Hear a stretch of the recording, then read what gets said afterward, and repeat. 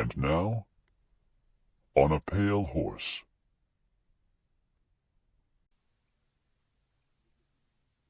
Chapter 12. Paradox Ploy. Molly sat down in Zane's lap, put her arms about his shoulders, and touched her lips to his right ear. This close, she smelled slightly of shellfish, and she weighed nothing at all. "Hey, that's not necessary," Zane protested, embarrassed and perplexed. "But I must thank you for taking me on your trip to hell," she said. "I got to meet an old friend." Zane submitted to her embrace. After all, what could a ghost do to his solid form? "Glad to do it, Molly. Now you can return to—" Her substanceless lips brushed his ear like a faint breeze. "Death, I must tell you before Satan takes over this house," she whispered urgently. "What?" No, don't react. Just smile and look relaxed. Satan is watching. He'll let me caress you because he wants you to assume an interest in any woman other than Luna. Here, I'll make myself more solid so you can feel my flesh." And now she had weight, pressing down on his lap. "You took me along as guide, and now I will guide you. Trust me, Death, it's important." Zane, astonished by this abrupt shift of character, smiled and forced himself to relax, physically. The truth was, Molly was one fine-looking spirit, and it was not hard to tolerate her proximity, though he felt slightly guilty that she wasn't Luna. "When I touched Sean's hand, there was no glove," Molly whispered, nibbling at his ear. Zane started to speak, but she touched his lips with a forefinger. "Those people in hell aren't wearing anything," she continued. "They are naked in the snow. They aren't being punished. They're being tortured." Now Zane tried to protest, but again she hushed him, simultaneously opening her blouse to expose more of her fine bosom, as if seducing him. Indeed, the perfume of the sea was about her, making him think of a vacation at volcanic isles in the great Pacific Ocean. "Death, believe me, I suspected it before, but was never allowed to touch my friends in hell, or even to get close to them. Satan's minions were always watching. This time I touched Sean, and now I know. That's why I pushed you into him. His clothing was illusion, wasn't it?" Startled, Zane recalled how his hand had slapped bare flesh, though the man had seemed to be fully clothed. The notion of souls wearing illusory clothing was odd, but in the context of hell it made grim sense. Yes. Molly let her skirt slide away to expose more of her thighs, then opened her blouse another notch. Zane understood why Sean had thought she would be a grandmother at age 16. She had died at that age, but had a body that suggested prompt male action. Maidens bloomed early and well in Ireland. "So now you know too, Death. The father of lies is lying to you. He's not reforming souls at all. He's keeping them forever in vile bondage. He'll never let them go, and you can't trust his word on anything." The implication was stunning. If Satan had lied about the nature of his proceedings in hell itself, in what other context would he ever tell the truth? If he was not truly reforming souls, what was it that Luna later in life would stop him from doing? If hell was no reformatory, and Satan was, in fact, building an empire, then of course his reason for eliminating Luna was suspect. Under no circumstances should Death cooperate with the Prince of Evil. "Thanks, Molly," he said. "You've served your office well. I shall remember." "Get out of here immediately," she said. "Get to Mortis, who can better protect you. I know how Satan operates. His minions are at this moment moving to take over this mansion, to make quite sure you go his way." Agreed. Zane stood up, and she slid to her own feet, becoming weightless again. He strode toward the door. A huge man in a chef's hat met him at the portal. "Your repast is ready, sir." This was not his regular cook. "I will return for it in due course," Zane said, attempting to squeeze by him. The chef put a massive and calloused hand on Zane's shoulder. "But it is ready now, sir." Molly remained insubstantial here in Purgatory, except when she concentrated, but this man was as solid as a side of beef. Zane squirmed out from beneath the punishing grip. "Not now, thanks." "I am sure you will reconsider, sir," the brute chef said, his hand dropping to Zane's forearm. Angry and somewhat alarmed, Zane turned his gaze directly on the man's face. He knew the other saw the death's head, for he remained in uniform. "Whom do you think you are touching?" he demanded grimly. The big man blanched, as most people did when confronted by the death mask, but stood his ground. "I am already dead. There is no harm you can do me." Then why had he blanched? Zane lifted his right hand. The gems on his wrist glowed. His fingers caught the man under the chin and lifted him up. The man lifted readily, becoming cellophane thin. He was, in fact, a soul. Zane folded the soul in half, and then in quarters, and finally wadded it into a ball and hurled it downward through the floor toward hell. Then he paused, surprised. He hadn't known death could do that. But it was obvious in retrospect, since death routed souls to their spots in eternity.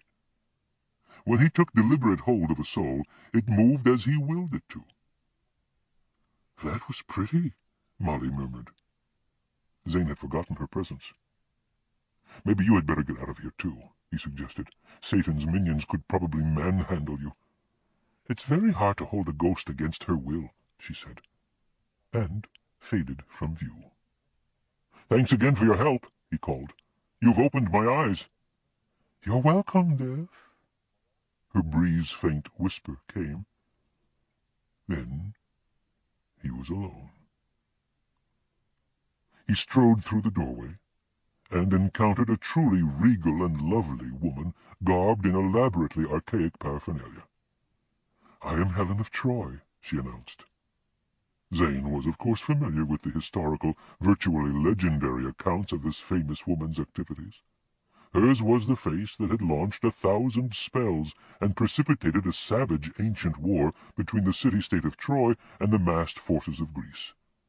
Naturally, Helen now served Satan more directly. "Now you do call-girl duty for the father of lies," Zane snapped, brushing by her. "Please," she cried, clutching at his arm. "You do not know what it is like to be 3 millennia past your prime. You cannot guess what the Lord of Flies does to women who fail him." Against his better judgment, Zane was moved by her plea.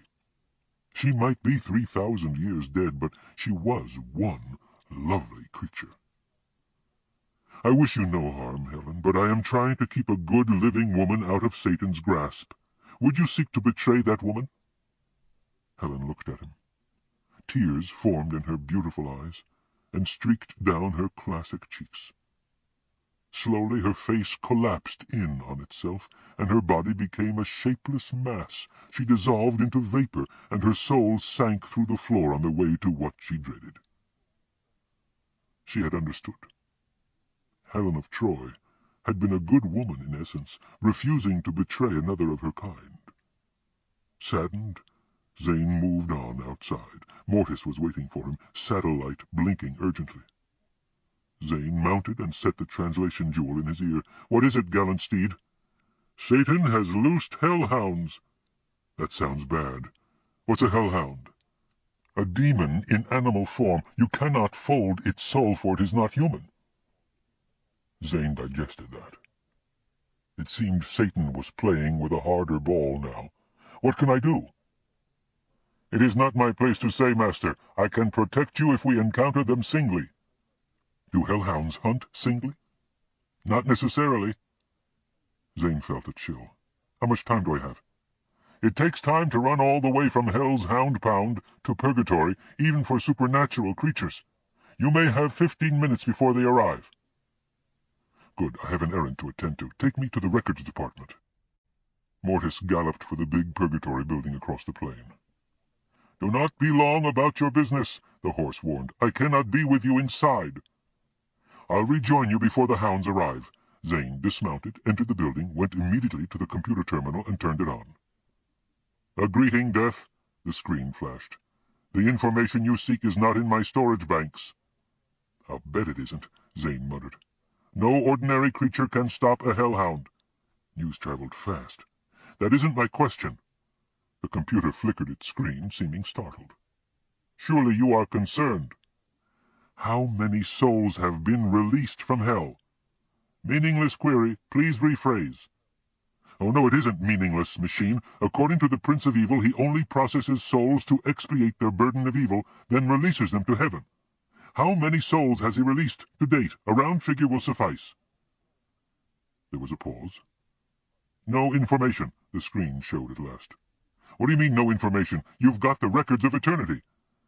"I mean there have been no entries of the type you describe." Zane gasped. "No souls have been released from hell in all eternity?" "Correct." "What a colossal liar Satan is!" Zane cried. "I was sure he exaggerated, but there should have been at least a modicum of substance to his claim." "The claim was not false. Eternity has not ended." Zane considered. "You mean that theoretically Lucifer will release souls at some future date?" "Correct." "Some loophole. It's a blank check. Eternity by definition never ends." The screen was blank. Zane turned off the terminal. He had learned what he came for. He had guessed that Satan might be underreporting the cured souls, saving out a certain percentage beyond their appointed tenures in hell, but the reality was grossly worse. Certainly death was not going to do things Satan's way. Mortis was fidgeting impatiently outside. "Hellhounds getting close?" Zane asked as he mounted. "6 of them." "Can you outrun them?" "Nay.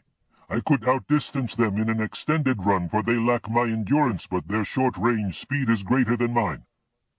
"Can we hide from them?" "No. They can sniff out even invisible spirits. They are Hell's cleanup squad. Nothing escapes them." "Is there anywhere in the cosmos we can go where they can't follow?" "Heaven, perhaps." Zane laughed wryly.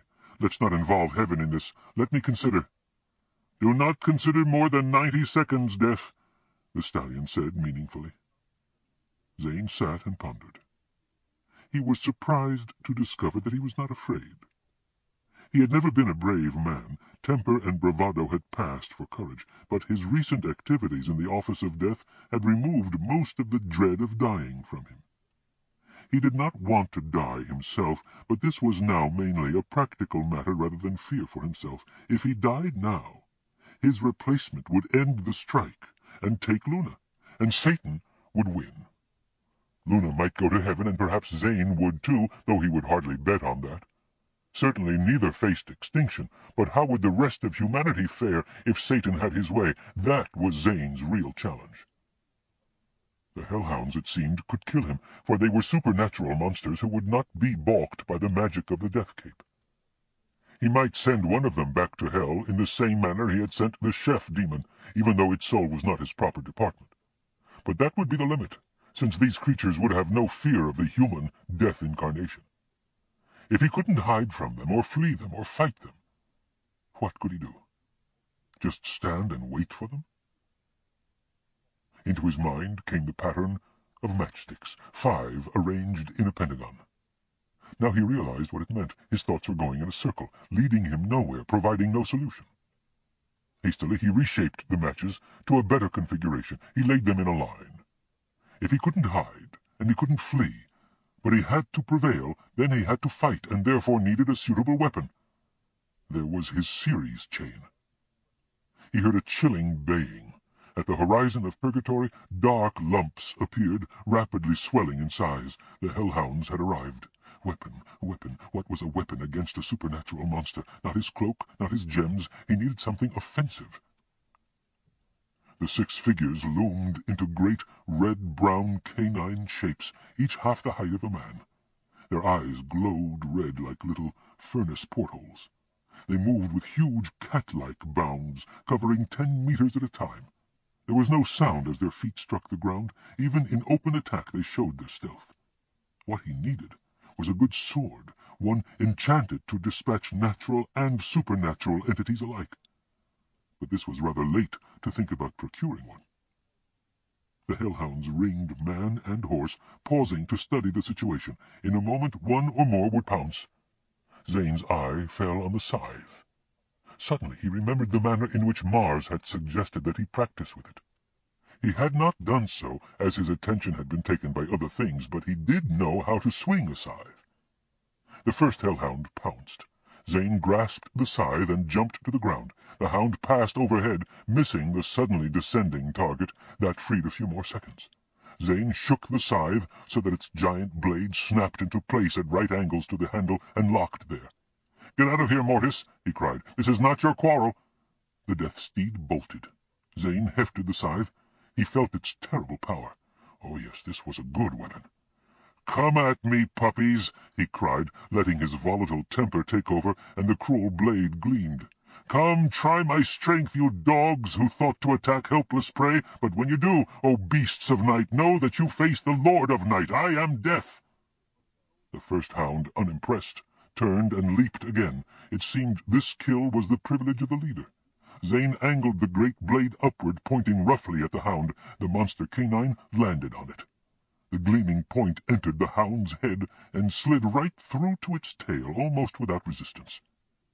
Blood spurted at each end as the creature expired. The magic blade had efficiently destroyed the magic animal. Two more hellhounds, still unimpressed, pounced, one from each side. Zane hauled the blade out of the first and whipped it about in a fierce circle. It struck the first hound halfway up its body and passed through as if encountering snow. The top half of the monster's body flew off, leaving the bottom half to collapse in a burble of blood. The blade carried on to contact the second hound crosswise. The front of its body parted company with the rear. Guts spilled out as both halves collapsed. 3 hellhounds remained. They were now impressed.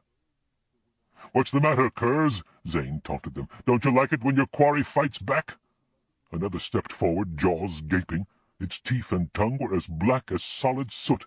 It belched forth a searing jet of fire. Zane's blade swung, separating the creature's head from its body. The fire died as the canine did. 4 down, 2 to go.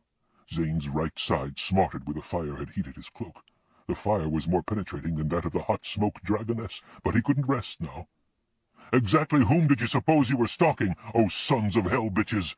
Zane demanded, stepping toward the two with a blade that dripped the blood of their companions. "By what unholy arrogance did you expect to interfere with an incarnation? Begone, whelps, lest I slice you in thin pieces!" But one hound refused to be intimidated. It charged, and Zane's terrible blade swept off all 4 of its legs with one motion. Still determined, the monster opened its mouth to shoot fire, so Zane clipped off the tip of its muzzle. "Are you a slow learner?" he inquired savagely. "Give over, or I will treat you unkindly." The hound, incapacitated, lay still and bled. Zane turned to the last. "Put your tail between your legs, O sniveling cur, and hie back to your fell master," he cried, orienting the bright red blade. "Tell him not again to send pups to do men's work." The hellhound, cowed at last, put down its tail and fled. Zane's knees felt weak. He had done it. He had bluffed them out. Bluffed them? No. He had destroyed them. By drawing on a power of his office he had not consciously exploited before. His practice with the scythe, long ago in life, had proved well worthwhile. Mortis trotted back, nickering. "That was a credit to the office, Death," the translation said. Zane shrugged. "It was necessary. A desperate man does what he has to do. If I had had any escape, I would have taken it. Since I had to fight, I fought as well as I knew how." For once his temper had served him well. "Satan underestimated me this time. I dare say he'll not do so again, but I hope in time to serve the office with distinction. It's not that I regard myself as any superior person, for I am not. It's that the office of death deserves the best that I can give it."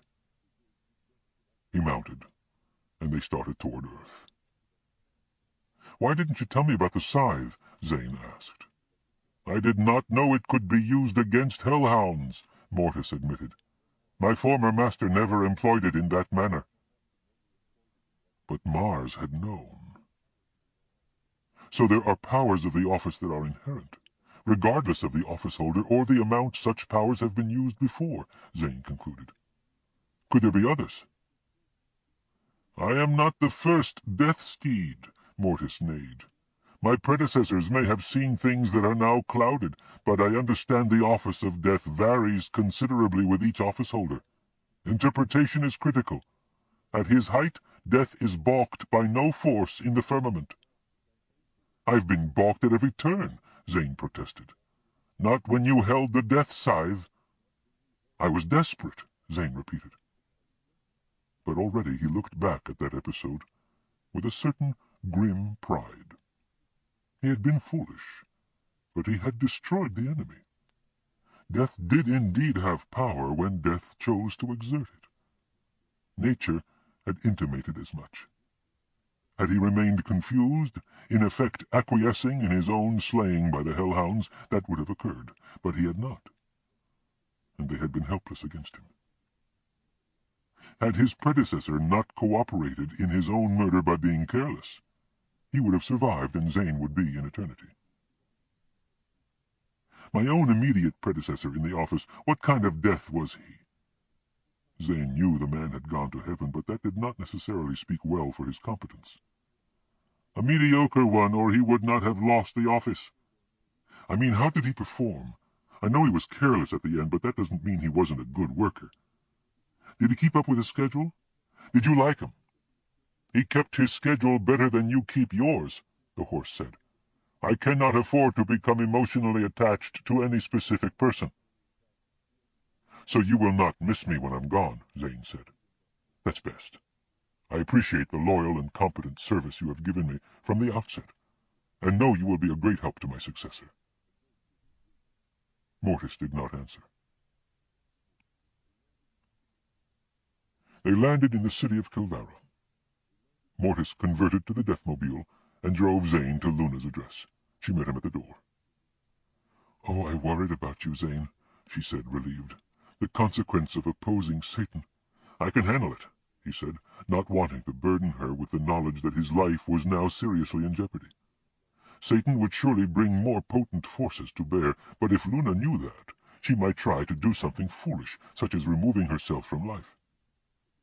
"I just came to ask you to stand firm, no matter what happens, and to remind you that I love you." Her relief was turning quickly to social concern. "You have gone on strike. Do you realize what this means?" "I am being rapidly educated," he admitted. "People are suffering grievously, but they are stacking up in the hospitals," she said severely. "The terminal cases just won't die, and new patients keep coming in at the normal rate. It's been only a few hours. Can you imagine what it will be after a few days? The world can't go on this way." "I know it is hard," Zane said. "But the alternative? Aren't you the one who smashed up a hospital room to free one client from a pointless and painful life? You believe in death."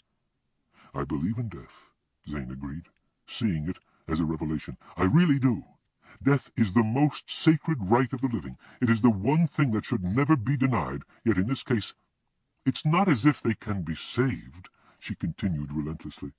"The fact that these poor people don't die does not mean they live productive lives. It only means a dreadful prolongation of terminal suffering."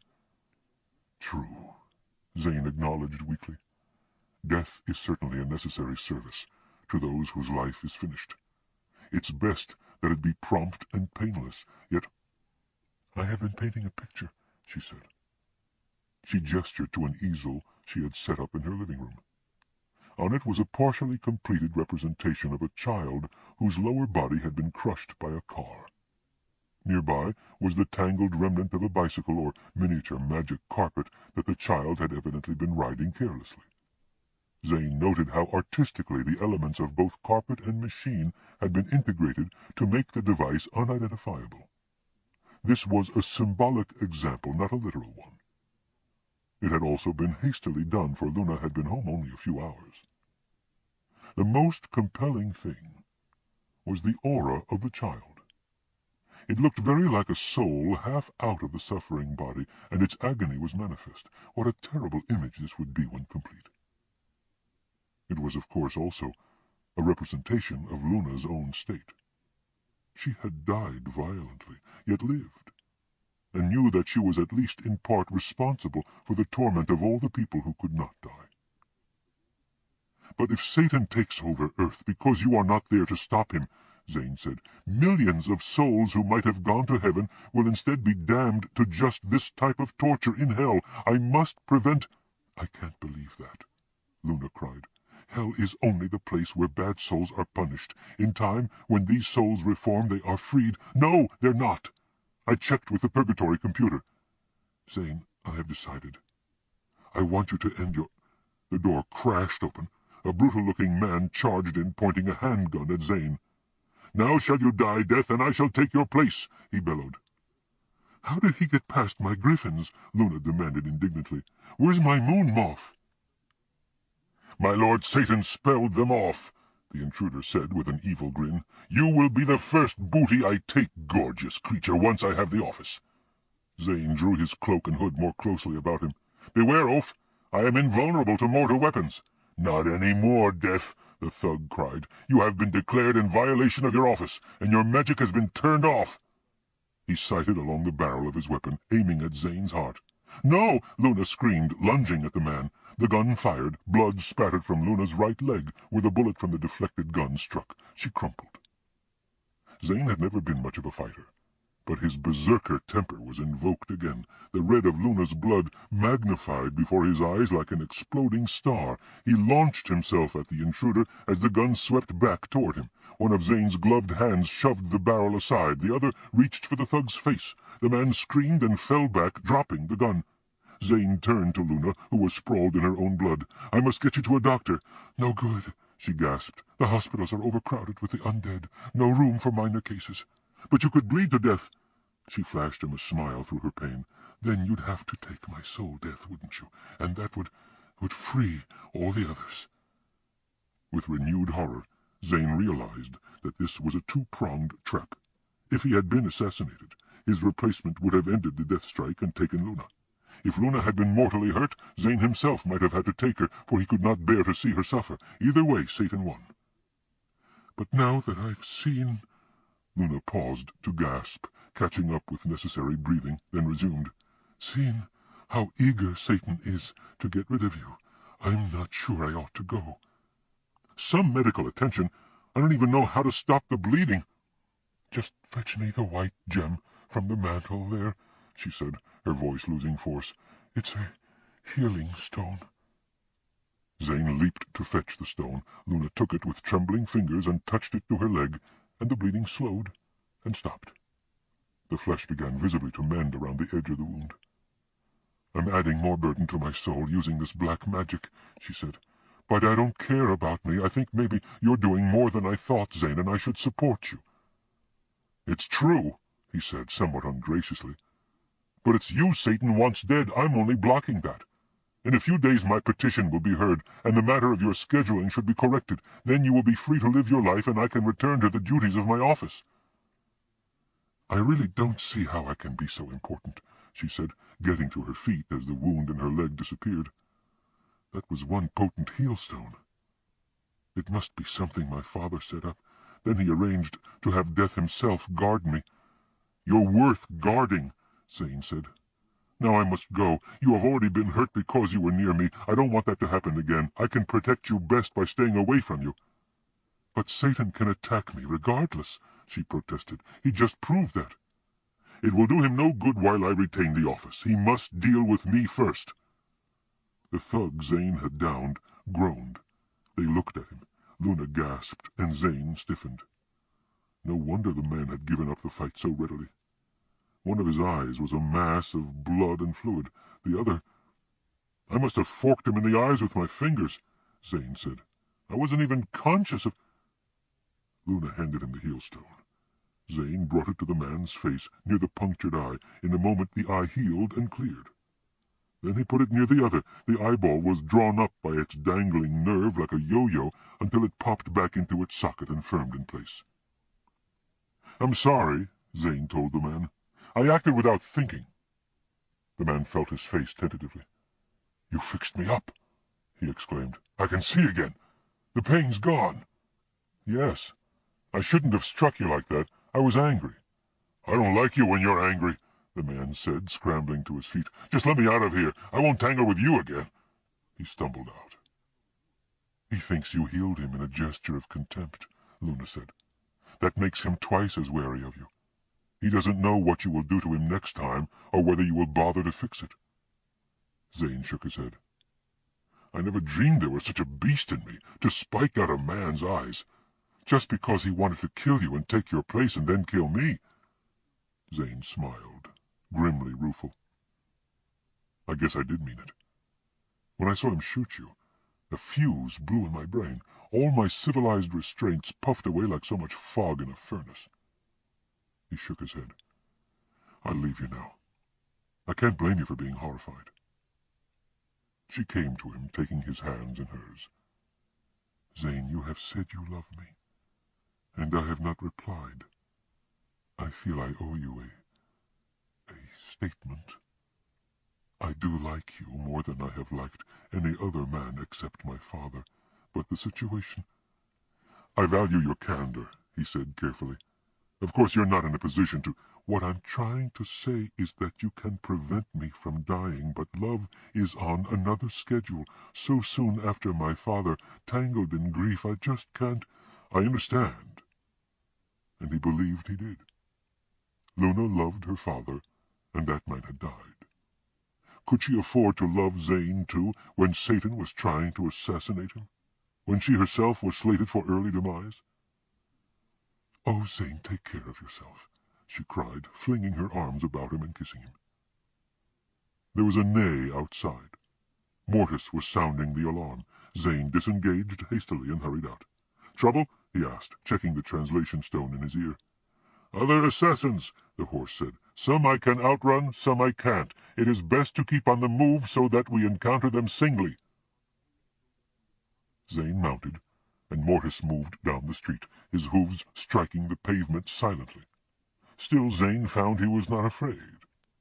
He was in a battle whose outcome he did not know, and he simply had to fight it through and hope he prevailed. It was as if there was some emotional spell on him, blocking out incapacitating fear. But there was no magic, simply his virtual certainty that he was right. This belief did indeed provide a kind of strength without depriving him of his realistic cynicism about the outcome. He knew his cause was in doubt and perhaps hopeless, but he would not let it go. Is this campaign against me legal? Zane asked. Won't there be an investigation if I'm dispatched? Satan honors few rules that are not convenient for him. By the time his foul play is revealed, he will have had his way. Justice may pursue him, but he is the most elusive entity in the cosmos. Which meant that Satan was cheating again, and could probably get away with it. Accomplishment was 9/10 of the law, in eternity as well as on earth. Zane wasn't even angry. He knew he had to deal with reality rather than with idealism. He might be in the right, but without his defensive death magic, he was fairly helpless. Still, he recalled how rapidly, efficiently, and viciously he had acted when Luna had been directly threatened and when the hellhounds had come for him. There was a lot of evil in him yet, being turned to good use against the greater evil of Satan's minions. Now that he had something to fight for, a new aspect of his personality was manifesting, making him more like Mars. He might be far from heaven, but he wasn't entirely helpless. Mortis swerved. There is one ahead, the horse explained. He galloped down a side alley. Oops! Came a neigh of dismay. Even as the horse tried to dodge, Zane saw it. A tattered beggar man stood close, intercepting them, his arms swinging in a throwing motion. Suddenly Zane was choking. He was breathing but suffocating. There seemed to be no oxygen in the air. Mortis turned his head, aware that something was wrong. You have been hit by a suffocation spell. Yes, Zane gasped. He could speak, for there was atmospheric pressure, but he couldn't breathe. The scythe! Use the scythe! Bewildered, Zane wrenched the folded scythe from its holster on the horse. Through tear-blurred eyes, he saw a hole in the end of the handle. He put his mouth to it and sucked in oxygenated air. It's a small-diameter suffocation spell, Mortis explained. Doesn't reach to my head, so the scythe tube is out of its range. The spell is bound to you, therefore you can't run away from it, but it loses power a meter out. In a few minutes it will dissipate. These things don't usually need much duration." Zane could appreciate why. If he hadn't had horse and scythe to extricate him. In due course the spell dissipated, as predicted, and Zane was able to put away the scythe and breathe freely. "Why is there a tube in the scythe handle?" "This sort of thing must have happened before," Mortis said. "My former master once used it to blow a dart. That's how I knew."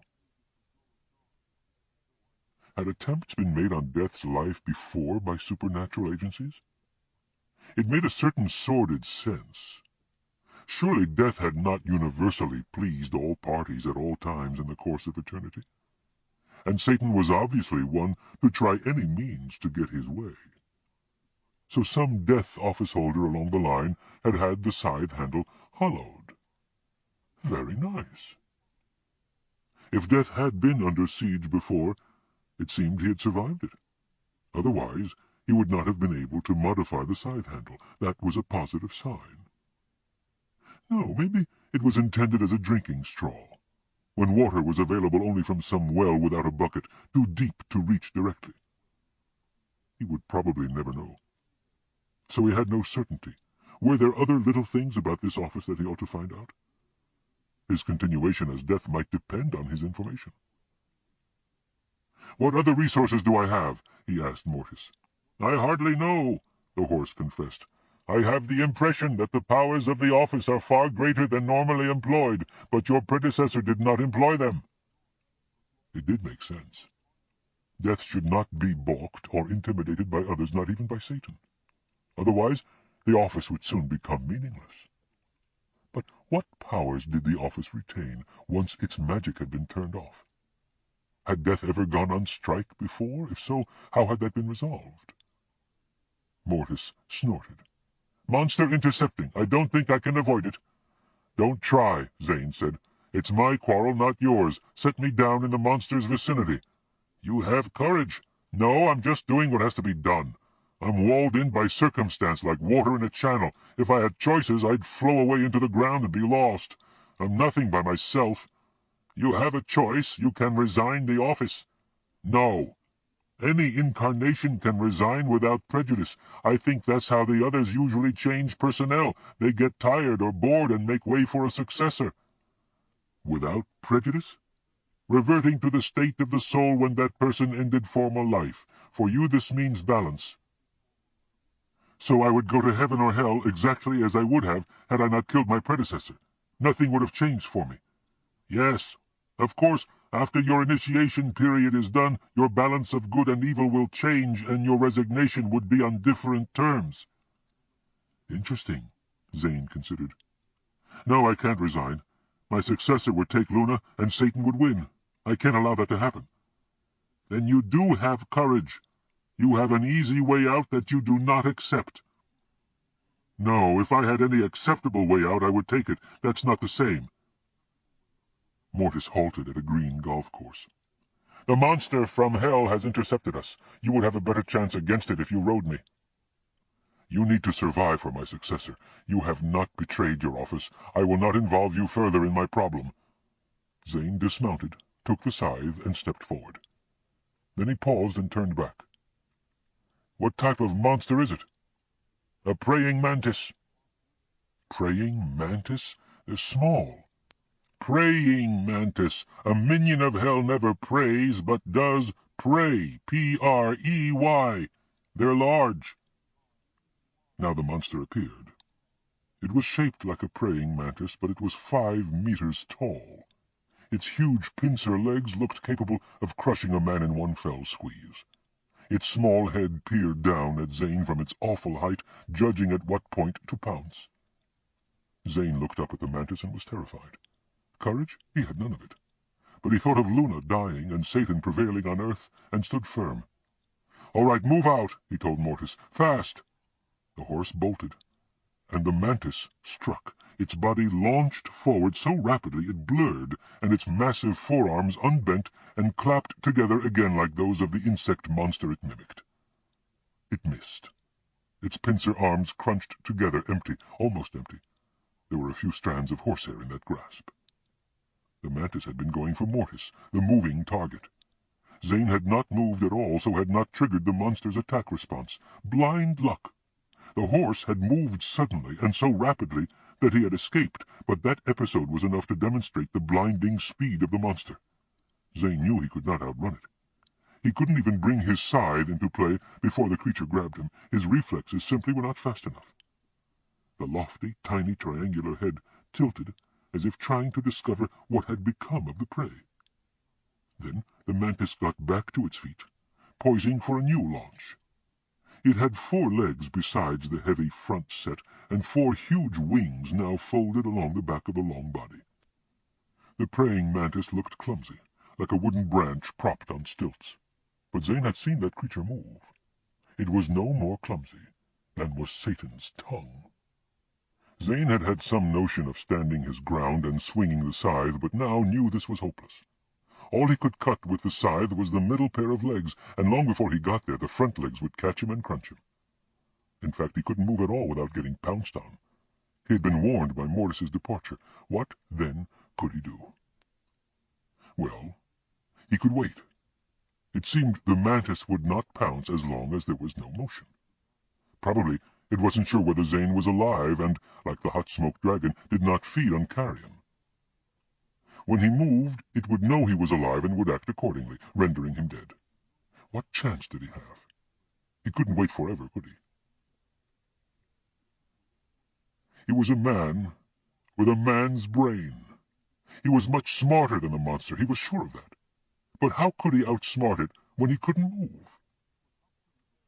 He conjured the 5 matchsticks to his mind's eye. Did the matchsticks in series offer any way out?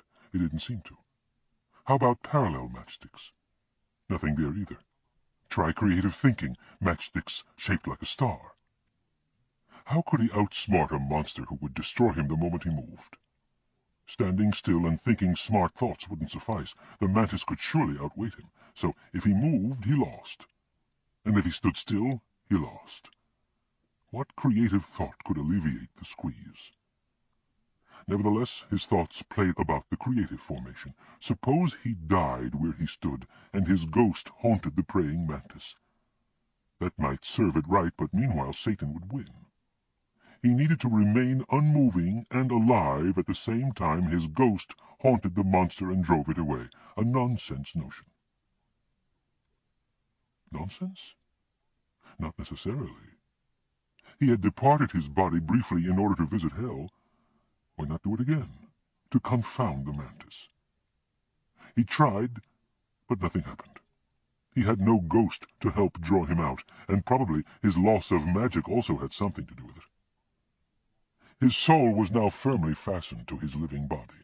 It would depart only when his life did, and that was not the way he wanted to go. Too bad he couldn't divide into 2 physical people, one to stay here under the watchful, faceted eyes of the mantis, while the other... Suddenly, it clicked. Maybe he could do just that. The mantis was attuned to motion, rapid or jerky motion, like that of a potential prey attempting to escape. That was why it had pounced at the moving horse rather than at Zane. But it had not pursued Mortis, for after pouncing it had realized that this was not the specific prey it had been sent for. That prey was Zane. But the mantis couldn't properly perceive him until he moved like prey. That was the problem with using an animal to hunt a man. The animal could not surmount its perceptive limitations. It was easier for a man to spot a moving object than a still one. The mantis's eyes were even more specialized, so that it was effectively blind while the target was still, and it lacked the brains to figure out that it could take a stab at a still form and make it move. Zane moved, but not like prey. He hunched slowly within his voluminous robe, getting it off his body. He removed his black shoes and used them to form a tripod with the handle of the scythe, which he propped upright, supporting cloak and hood. It was awkward business, for he had to unfold the blade to help stabilize it, and nervous, for the mantis could surely perceive the activity. But the creature did not understand that activity, since it was not within the ordinary prey parameter. That limitation of intelligence was hurting the monster again. When Zane had his scarecrow figure standing reasonably firm, he got slowly down on the ground and commenced crawling in caterpillar style toward the mantis. Both his speed and his direction deceived the monster. Prey usually ran rapidly away from the predator, not slowly toward it. The high triangular head remained still, but Zane could feel the individual facets of the near eye bearing on him. He was now stripped to black shirt and trousers and socks, a dark blob inching along. If he had miscalculated, he would pay instantly with his life. Something about that thought bothered him, and it wasn't exactly the fear of death. He wasn't afraid to die now. He just didn't want to do it in a manner that would give Satan the victory. Yet there was something else about his potential dying that nagged him, something significant, if only he could figure out what it was. At the moment, he couldn't really concentrate on that. He had to pay attention to his snail-like progress, nudging a fraction of an inch at a time toward the mantis. As he drew away from the propped cloak and the mantis did not strike, Zane breathed a slow, shuddering sigh of relief. He accelerated, but slowed again when he caught the slight motion of the monster's distant head. He was playing it very close. After that, progress became drudgery. He nudged onward steadily, his nervous system in constant agitation. After an hour, he began to suffer hallucinations. He seemed to be a blob of molasses flowing along, and the faceted eye of the mantis seemed like the sun sending down its pitiless rays to dry him up. He found himself looking down on that molasses, wondering when it would start crazing and cracking. Zane caught himself. That could be his soul drifting free of his body looking down. He could die from exposure as readily as from the bite of the monster. There was still more than one way Satan could get him. But he wasn't dying yet. He was just dreaming. He refocused on his immediate task and continued moving forward, picking up speed. The mantis, perhaps no longer associating this blob with its prey, did not react. The left middle leg of the praying mantis was looming near. Zane angled for it, fearful that it would move before he got there. He forced himself to maintain a steady pace as the minutes dragged on. The foot, no more than a greenish and ridged bend in the end of the leg, remained in place.